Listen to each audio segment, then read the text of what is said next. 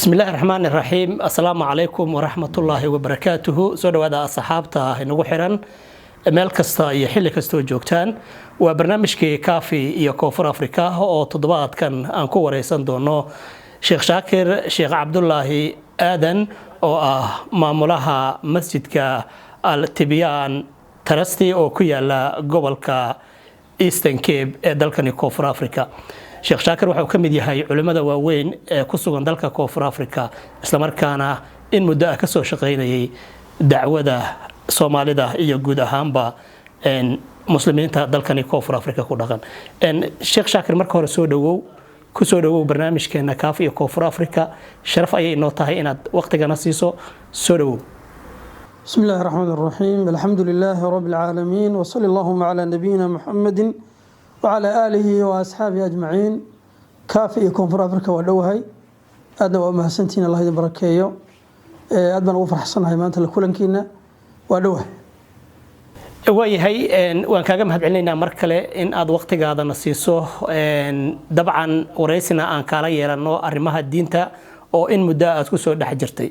ugu horeyn waxaan ku weydiinayaa wadanka Koonfur Afrika goorma soo gaartay حسن كافي ودن كان ساوث أفريقيا waxaan soo gaaray 1997 bishii saddexaad ee March dhexdeedii ayaan soo galay waayahay bal xilligaas iyo markii hadda oo aan joogno 2026 aad isu fiiriso wadanka bal maxaa farqi u dhaxeeya is leedahay dadka soo galootiga ah qaabka Soomaalida wadankan ay u soo gaartay iyo tirada xilligani ay ku sugan Koonfur Afrika ee Soomaaliyeed runtii wadanku maraaxil buu soo maray waqtiga anagu aan soo galay waxa naga horeeyay jiil hore ama qayb hore oo naga horeysay baa jirtay oo 1994gii waqtiga dalkan uu xornimada qaatay dadkii soo galay baa naga horeeyay oo hormuud noo ahaa 94 95 96 marka waxaan dhihi karaa waxaan qoladii ugu horeysay ama dafcadii ugu horeysay ee wadanka soo gashay tii ku xigtay ayaan anagu ahayn marka wadanku runtii wadan gumaysi soo maray oo marka ay xorriyad qaatay oo Afrikaanka la jecel yahay oo wadanku uu dihin yahay oo lagu aqoonin meeshaad ka timid wixii dawlad ahayd isu sheegtay mooyaane shacabku aynu ku garanaynin ayuu wadanku ahaa wadan aad u degan aad u qabow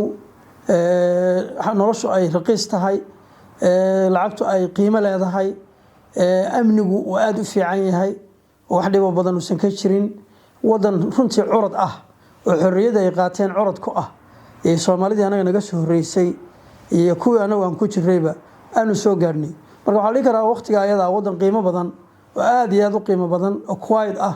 oo dhaqaalihiisu fiican yahay oo dadkiisu hadaba waa fiican yahay inta badan ay si fiicnaayeen oo lagu dhex noolaan karay ganacsi laga sameyn karay ayuu ahaa marka la isbarbar dhigo waqtiga hadaan ku jirno iyo waqtiga wax isu dhow ma waa kaaf iyo kala dheeri way kaaf iyo kala dheeri yaa ku tilmaanaa anagu waxaan shaqo isku lahayn way wadankii hadda hoos u sii dhacaya taqriiban amnigii oo garan karto waqtiga ku jirno adiga aan laga waramaynin maciishadii oo tii hore ka duwan farqi weyn baa u dhaxaynay karaa in muddo ayaad ka soo shaqeynaysaa arrimaha diinta waxaana waaye markii diinta in la fidiyo waliba wadan gaala ah lagu dhax fidiyo markii la eegana waa wax aad u adag waay marka barmarxadihii aad soo martay intii aad diinta aad fidinaysay حسن كافي ومن runtii wadanku markaan soo galay saan ku sheegay dib ugu laabto wax yar wadan dihin buu ahaa dollarku dhulku yaalay ama rankiisu kor buu jiray aad buu qiimo u lahaa saad u fahanto 350 ran ya $100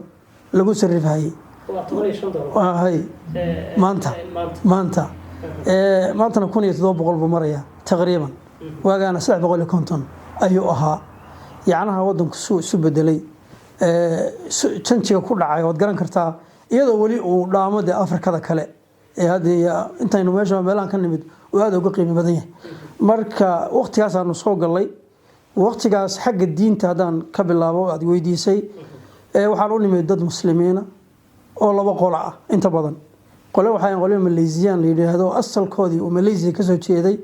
oo Cape Town iyo areadaas Western Cape u badan ayay deganayeen qolina waa qolo Hindi ah oo iyaguna wadanka waa hore soo galay oo u badan dhinacan Durban iyo Port Elizabeth iyo Johannesburg ay u badan yihiin labada qole naga soo horeysay masaajidadu waa ku yaaleen diintuna waa iska yaray ma badnayn laakiin masaajidada iyo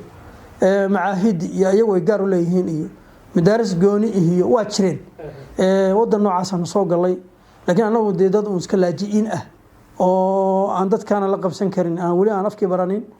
iyaguna wadankoodii ka soo tagay ayay iska ahayd dacwadana waxa in la xuso u baahan markaan soo degnay aan nimid masaajid meelaha ay Soomaalidu u badan yihiin oo daan taabto Belfield oo kaleento masaajid ma lahayn meesha Soomaalidu deganta masaajid ma jirin meel markaa masaajid la'aana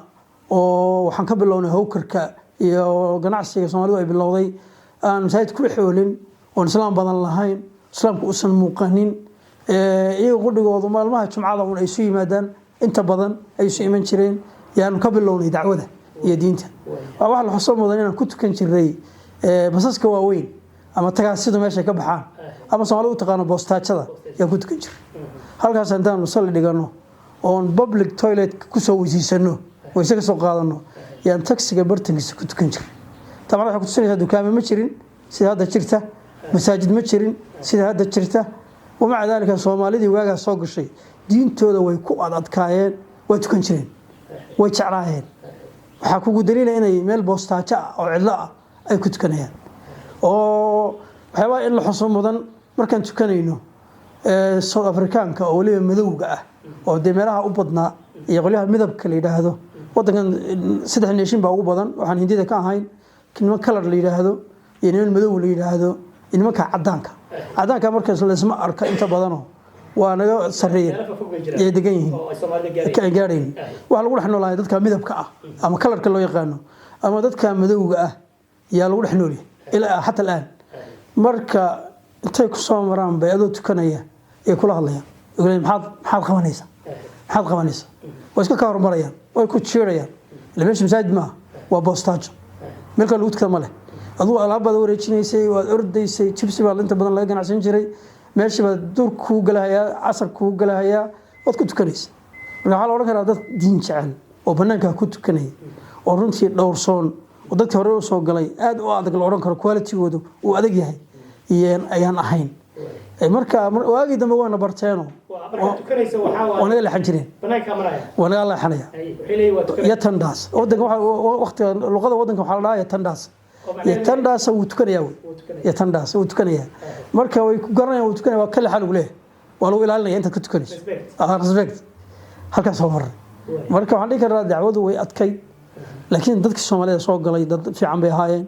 dad banaanada ku tukaday ahaayeen dad shaqaystay ahaayeen dad dadkan dhexgelin bay inta badan ahaayeen dad quality leh yaa waaga ayada runtii wadanka soo galay oo runtii aan ku kulanay dacwaduna dacwo ma jirin meel masaajid lahayn dacwo ma jirin dacwadana ugu horeysay aan bilownay ka Soomaali ahaan 1998kii yaan masaajidka ugu horeeyay ka furay magaalada Cape Town waa midka hadda furan ee sunna la yiraahdo kii dhalay ee ka horeeyay masaajid baa dhalay kaana kuwa sii dhalay ilaa 3 masaajid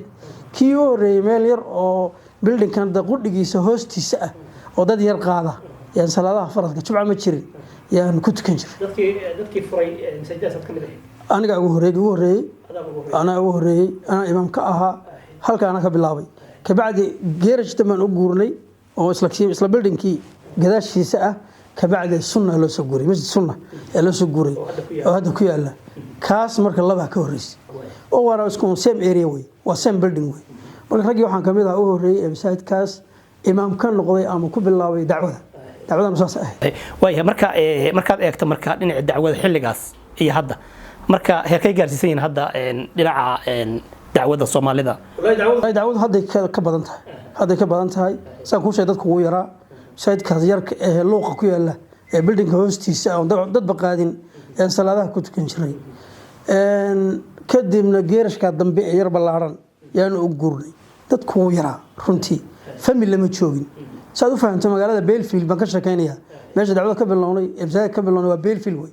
Belfield waa lagu dhawaaqaa magaalada Belfield ama dheel luqada Soomaalida ama Belfield meesha iyada dad yar baa deganaa xaasnimo ma jirin ninka xaas kala shaad buu ahaa maba jirin ma la oran karaa marka dad iska bulo iska yar oo meeshan ku tujino ee iska hayn dacwadu hadday ka balaaranta hadda waxaad arkaysaa malaayiin kuma boqolaal madaariso oo meel walba ka furan hadday Joburg noqoto hadday noqoto Cape Town hadday Eastern Cape noqoto Durban hadday noqoto meel walba madrasa ka furan meel walba gabadh xijaab ma yaacaysa meel walba masaajid baa laga aadaamaya dacwadu way balaarantay hadda dadkeedana uu caano hadda dadkii balaadhay oo farabatay laakiin waa la yaraa marka ka dacwo ahaan waanu aasnay waaga ayada waan bilownay laakiin dadku yaraa hadda ka baxad weynta okay